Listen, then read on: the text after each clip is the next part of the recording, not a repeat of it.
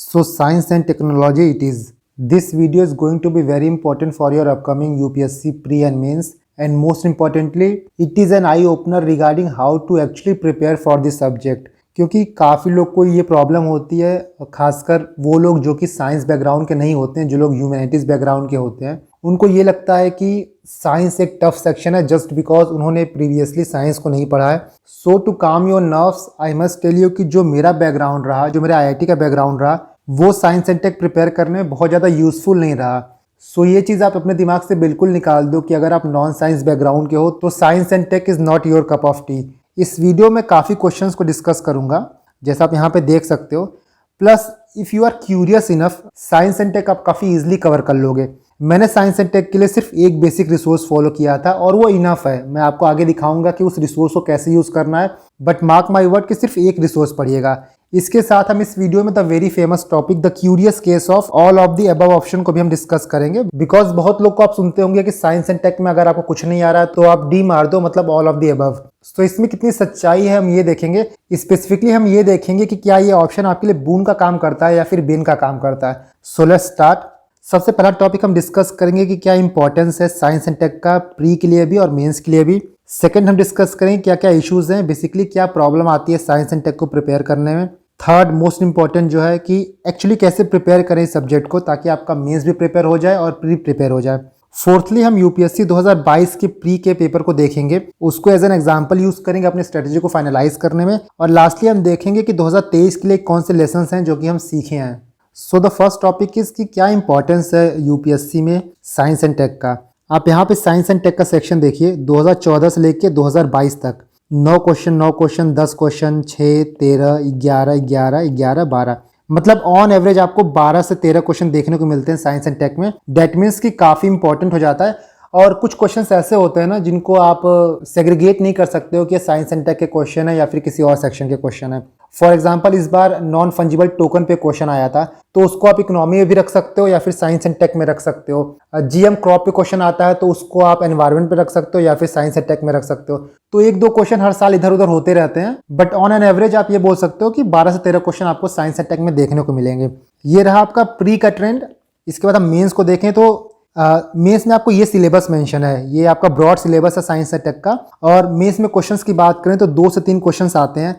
जो भी मेंस में क्वेश्चन आते हैं 2 टाइप के क्वेश्चन होते हैं. कुछ क्वेश्चन ऐसे होंगे जिनके बारे में आपको पता होगा, जिनका बेसिक आइडिया होगा और आप उसमें डिजायर्ड कंटेंट लिख देंगे.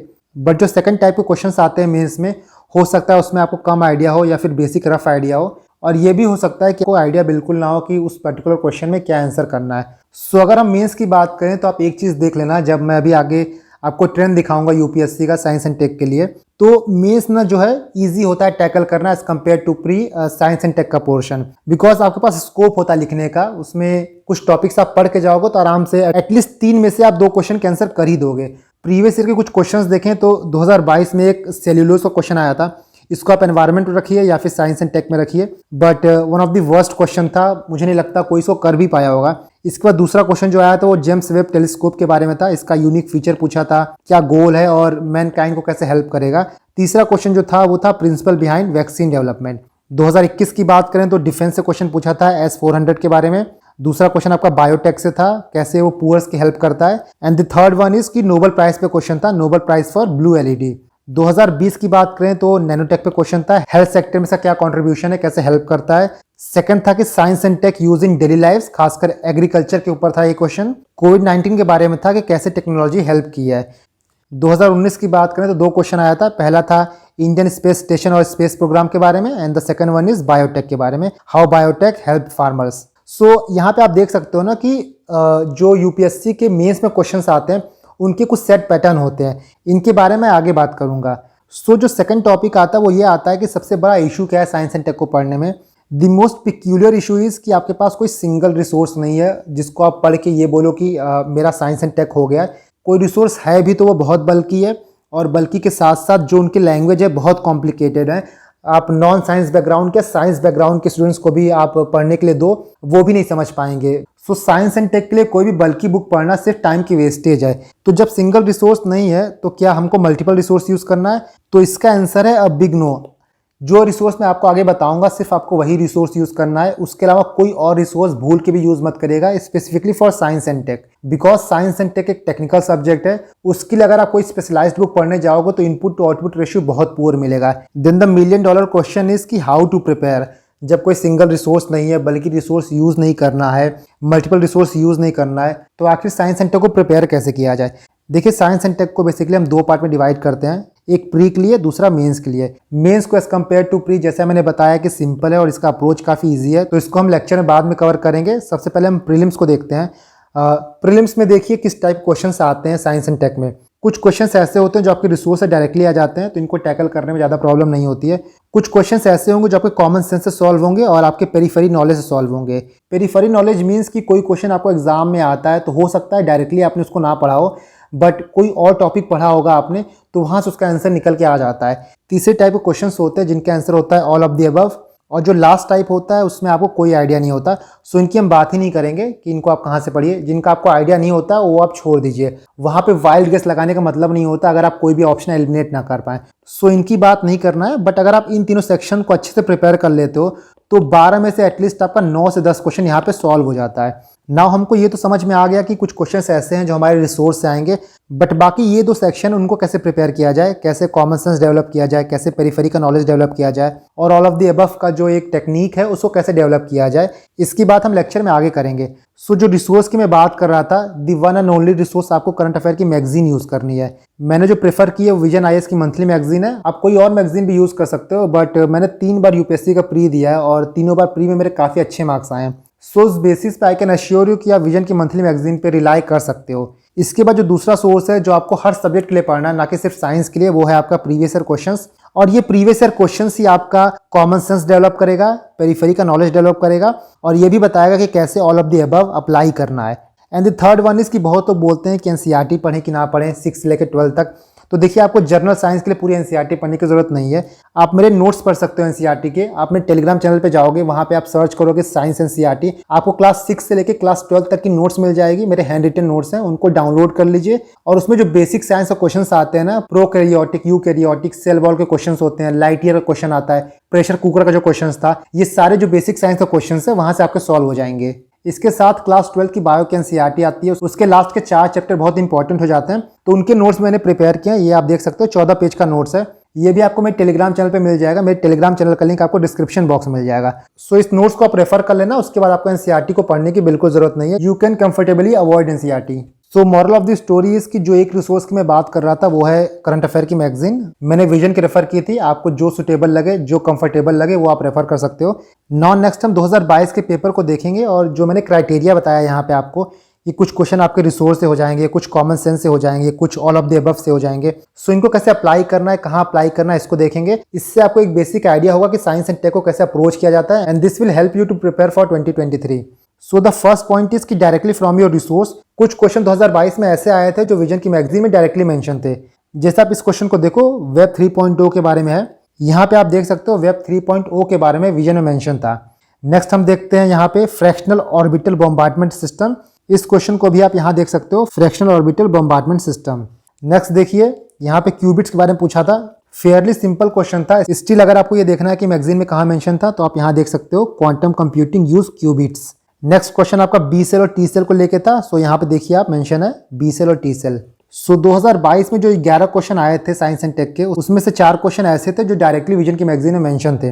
नेक्स्ट हम देखते हैं कि कुछ क्वेश्चन हम कॉमन सेंस से प्लस पेरिफेरी नॉलेज से कैसे सॉल्व कर सकते हैं। यहाँ पे देखिए क्वेश्चन आया था वैक्सीन मैन्युफैक्चरिंग के बारे में। यहाँ पे 3 स्टेटमेंट दिया था। पहला स्टेटमेंट ये था कि सीरम इंस्टीट्यूट ऑफ इंडिया जो है वो कोविशील्ड बनाई है यूजिंग mRNA प्लेटफॉर्म। दूसरा स्पुतनिक वी के बारे में था कि ये वेक्टर बेस्ड प्लेटफॉर्म पे बना है। And the third is Covaxin, it is an inactivated pathogen based vaccine.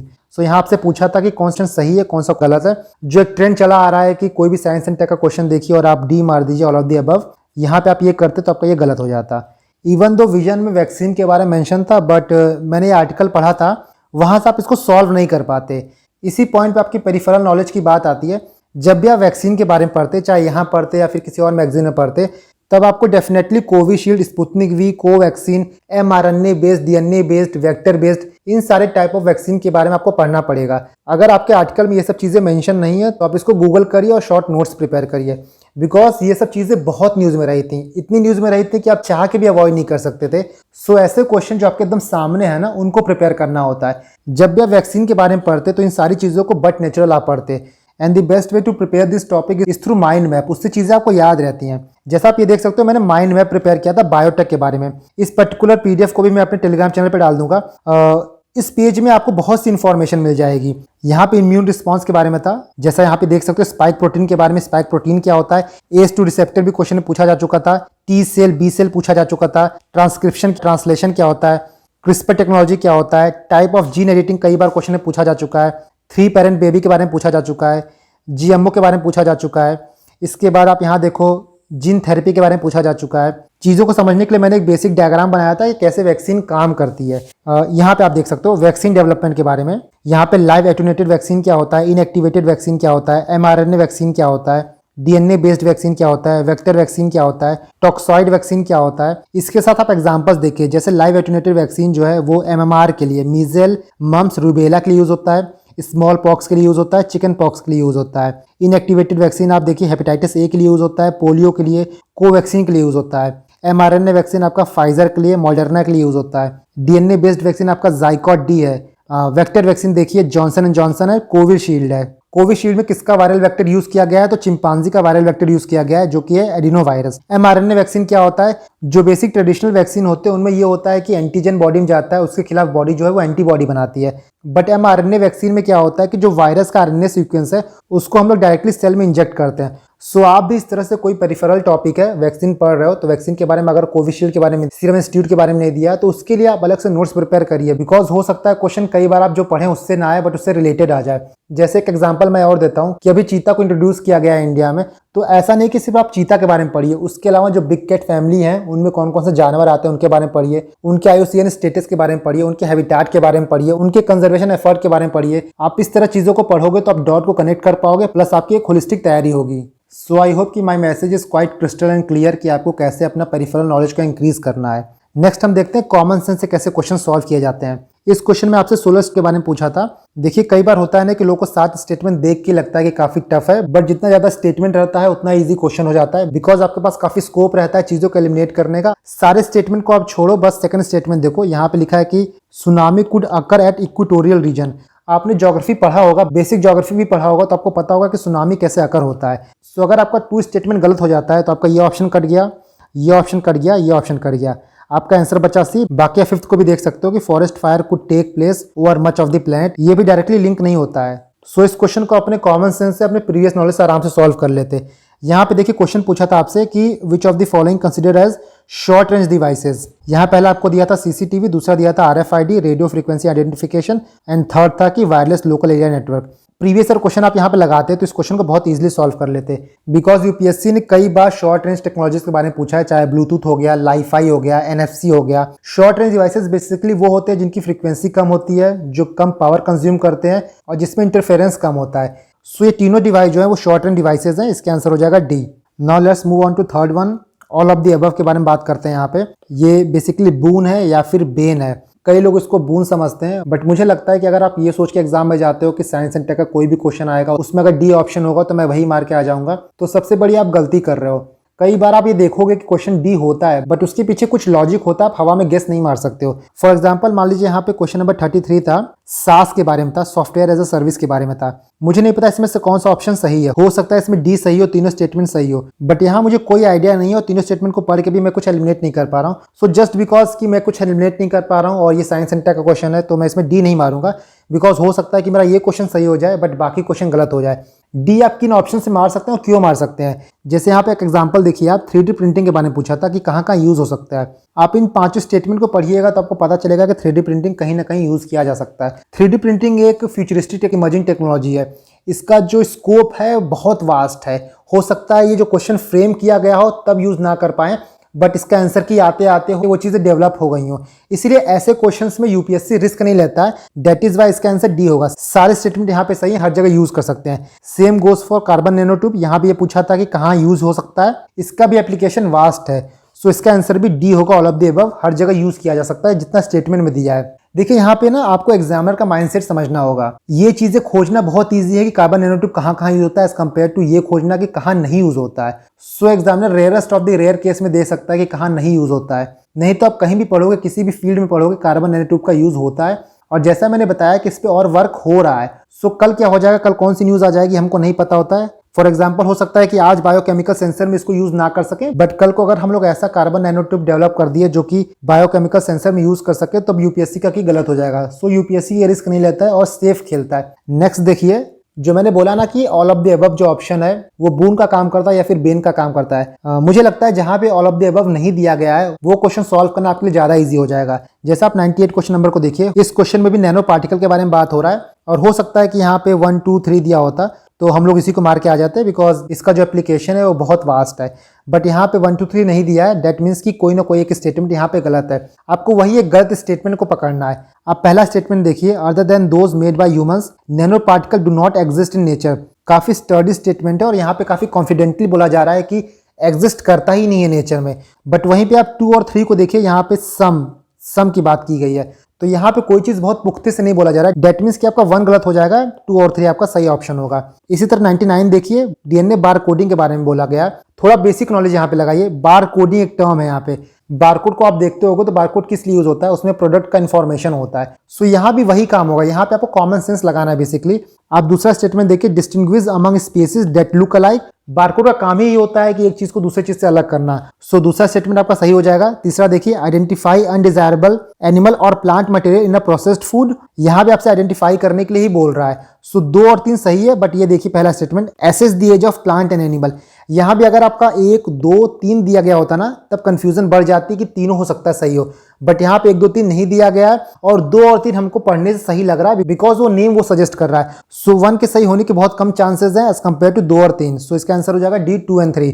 So I hope कि आपको तीनों पॉइंट समझ में आ गया होगा कि कुछ क्वेश्चंस ऐसे होते हैं जो आपके रिसोर्स में मिलेंगे, कुछ क्वेश्चंस ऐसे होते हैं जो कि आप कॉमन सेंस से डिराइव कर सकते हो, अपनी पेरिफेरल नॉलेज से डिराइव कर सकते हो, और कुछ क्वेश्चन ऐसे होते हैं जहां पे ऑल ऑफ द अबव दिया होता है। बट ब्लाइंडली आपको ऑल ऑफ द अबव पे टिक नहीं मानना है। आपको वहां पे अपना बेसिक नॉलेज लगाना है। वो नॉलेज कहां से लाओगे आप? वो नॉलेज आप क्वेश्चंस को पढ़ के लाओगे, वो नॉलेज आप कॉमन सेंस से लाओगे, वो नॉलेज आप पीवाईक्यूज के एनालिसिस से लाओगे। और मोस्ट इंपॉर्टेंट कि साइंस एंड टेक का क्वेश्चन करते वक्त अपने सेंसस को पूरी तरह ओपन रखा करिए। फॉर एग्जांपल मैंने बार कोडिंग के बारे में बताया, आपने इस टर्म को ध्यान से पढ़ा होता है, इस टर्म को समझा होता है कि यहाँ पे बार कोडिंग के बारे में ही लिखा है, बिकॉज हो सकता है कि आपके लिए नया टर्म हो। आपने डीएनए सीक्वेंसिंग पढ़ा है, आपने क्लोनिंग पढ़ा होगा, आपने जीन थेरेपी पढ़ा है, जीन एडिटिंग पढ़ा है, बट डीएनए बार कोडिंग हो सकता है आपने ना पढ़ा हो। लेकिन अगर आप यहाँ पे टर्म पे ध्यान देते, टर्म को डिसाइफर करते, तो आराम से आप आंसर तक पहुंच जाते। Now let's move to mains. यहाँ पे देखिए, जो मैंने आपको प्रीवियस ईयर क्वेश्चंस दिखाए थे 2022 से लेकर 2018 तक के, वहाँ पे 3 स्टार टॉपिक है आपके। पहला आपका बायोटेक हो गया, दूसरा नैनोटेक हो गया और तीसरा स्पेस प्रोग्राम हो गया। सिलेबस को देखोगे तो वहाँ पे बहुत चीज़ें मेंशन है, IT, robotics, information and communication, IPR, defence, काफ़ी चीज़ें मेंशन है। बट आपको इन 3 टॉपिक पे अच्छे से कमांड बना लेना है। सो इसका रिसोर्स क्या होगा? आपका यूजुअल करंट अफेयर, जो भी करंट अफेयर आप पढ़ोगे उसमें जो बायोटेक का सेक्शन होगा, नैनोटेक का सेक्शन होगा और स्पेस का सेक्शन होगा, उन पे आप अच्छे से नोट्स प्रिपेयर कर लेना। और आप उसके नोट्स कैसे प्रिपेयर करोगे? डिफरेंट डायमेंशन कवर करना है। नैनोटेक एप्लीकेशन कहाँ कहाँ पे आपको कवर करना है, बायोटेक एप्लीकेशन कहाँ कहाँ पे आपको कवर करना है, स्पेस को लेके इंडिया क्या कर रहा है आपको वो देखना है, स्पेस को लेके वर्ल्ड में क्या हो रहा है आपको वो देखना है। फॉर एग्जाम्पल आपको एक रेडीमेड इंट्रोडक्शन और कंक्लूजन बना के रखना है। यहाँ पे मैं नैनोटेक की बात करता हूँ तो इसका एक मॉडल इंट्रो क्या हो सकता है? Nanotech is the tech that involve manipulation of matters on atomic, molecular and supramolecular scale. This include particle of a scale of 1 to 100 nanometer. तो यहाँ मैंने बेसिकली नैनोटेक को डिफाइन कर दिया है। इसी तरह आप एक बेसिक इंट्रो बना लेना ताकि उसको नैनोटेक के किसी भी क्वेश्चन में यूज किया जा सके। कंक्लूड कैसे कर सकते हैं? The nanotech provide a bright future for the human kind, however much is yet to be explored about its potential. The government, before indulging in promotion and launch, must invest more in basic research to understand this field. ये आपका एक basic conclusion हो गया। आप इसी तरह अपना कोई भी कंक्लूजन प्रिपेयर कर सकते हो, बट मेक श्योर करिएगा कि इंट्रोडक्शन कंक्लूजन प्रिपेयर करके रखिए, बिकॉज इससे हर साल क्वेश्चन पूछे जाते हैं। और जो मैंने डायमेंशन की बात की तो अलग अलग डायमेंशन आप कवर करिए। डिफेंस में क्या यूज है, एग्रीकल्चर में क्या यूज है, इलेक्ट्रॉनिक्स में क्या यूज है, एनर्जी स्टोरेज में क्या यूज है, कॉस्मेटिक में क्या यूज है, कम्युनिकेशन में क्या यूज है, हेल्थ में क्या यूज है। इसी तरह बायोटेक के डिफरेंट फील्ड के बारे में पढ़िएगा, साथ ही साथ स्पेस प्रोग्राम को प्रिपेयर करिएगा। अगर आपने इतना प्रिपेयर कर लिया तो साइंस एंड टेक में जो मेंस में क्वेश्चन आता है आपका आराम से टैकल हो जाएगा। बिफोर वी मूव फॉरवर्ड, ये आप देख सकते हो, ये साइंस एंड टेक के प्रीवियस ईयर क्वेश्चंस का कंपाइलेशन है। इसमें 2022 से लेके 2013 तक के क्वेश्चंस हैं और ये पीडीएफ आपको हेल्प करेगा प्रीवियस ईयर क्वेश्चन को एनालाइज करने में, बिकॉज सारे साइंस के क्वेश्चन एक जगह हैं, तो यू कैन इजीली आइडेंटिफाई कि यूपीएससी का इंटरेस्ट किस पर्टिकुलर टॉपिक पे ज्यादा है, किस टॉपिक को कितने बार पूछा गया है। मैंने साइंस का एनवायरमेंट का प्रीवियस ईयर क्वेश्चन का कंपाइलेशन ऑलरेडी अपने टेलीग्राम चैनल पे प्रोवाइड कर दिया है, आप उसको जाके डाउनलोड कर सकते हैं। इसमें सॉल्यूशन नहीं दिया है, इसका सॉल्यूशन प्लस इकोनॉमी का सॉल्यूशन मैं आपको प्रोवाइड कर दूंगा। एक्चुअली सॉल्यूशन प्रिपेयर करने में टाइम इसलिए लग रहा है बिकॉज जो भी प्रीलिम्स की बुकलेट आती है ना, उसमें कुछ क्वेश्चंस के आंसर गलत दिए होते हैं, तो मुझे ऑफिशियल आंसर की से मिलाना पड़ रहा है कि किस क्वेश्चन का आंसर क्या है। डेट इज वाई थोड़ा टाइम लग रहा है, but I will advice you कि आप एक्सरसाइज ये खुद करें। तो जो मैंने आपको बताया है ना कि आपको कॉमन सेंस डेवलप होगा, आपका पेरिफेरल नॉलेज डेवलप होगा, ये एक्सरसाइज करोगे आप तो it will help you. Now moving on to last topic, 2023 के लिए क्या क्या लेसन्स हैं। सबसे पहला पॉइंट ये है कि सिर्फ आपको एक रिसोर्स यूज करना है and that is current affair. Current affair आप किसी का भी यूज कर सकते हैं, मैंने पर्सनल विजन को यूज किया था, आप जिसमें कंफर्टेबल आप यूज कर सकते हो। दूसरा ये है कि मेंस का जो 3 एरिया मैंने बताया है, बायो, नैनो, स्पेस, इनके लिए आप short and crisp note prepare कर लेना। And the third one is कि पीवाईक्यू और टेस्ट सीरीज लगाइए सो दैट आपका कॉमन सेंस, आपके एलिमिनेशन की टेक्निक वो डेवलप हो पाए। That's all from my side. मुझे लगता है कि मैंने प्री और मेंस को काफ़ी अच्छे से कवर कर दिया है। वीडियो थोड़ा बड़ा हो गया बट आई थिंक कि काफ़ी इंपॉर्टेंट था इस टॉपिक को डिटेल वे में कवर करना।